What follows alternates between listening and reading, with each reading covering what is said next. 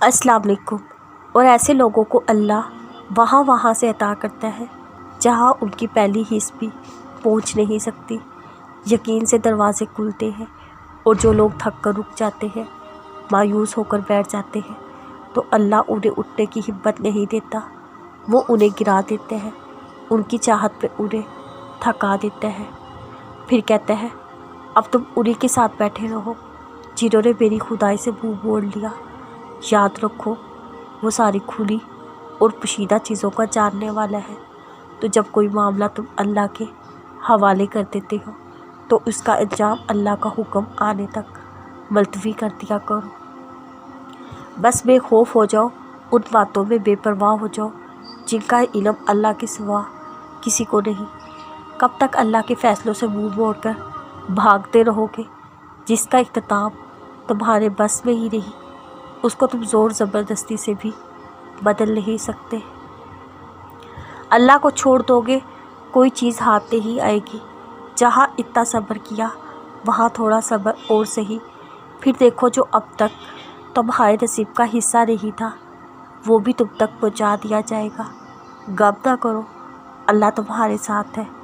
ایک بار ہر اس فتح کو بھول کے جس سے اللہ نے تمہیں ہمکنار کیا ہے، اس کی رحمتوں کو یاد کرو اور ذہن نشین کر لو، تمہارا رب ہر شے پہ قابل ہے۔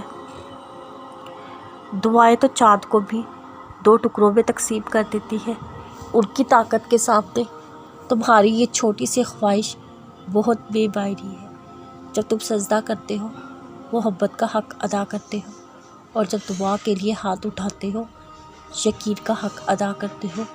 جس نماز میں دعا شامل نہ ہو وہ نماز ہمیشہ ادھوری رہتی ہے۔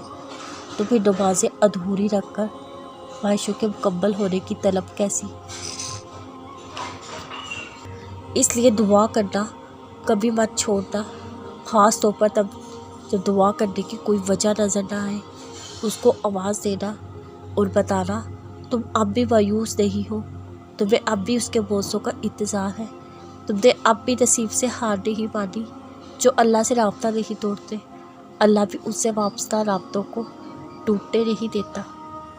وہ جانتا ہے تم پر کیا کیفیت گزری ہے، وہ جلدی ایسی مدد بھیج دے گا، تم مطمئن ہو جاؤ گے۔ مایوسی پتہ کیا ہے؟ یہ سوچ لینا میرا کچھ نہیں ہوگا، میرا وقت یہی رہے گا، میری سوچیں کبھی نہیں بدلے گی، میں یوں ہی رہ جاؤں گا۔ یہی وہ صبر کی ڈور ہے جو اللہ پر یقین کرنا سکھاتی ہے۔ صبر سے کام لگے، یقین رکھے، سب ٹھیک ہو جائے گا۔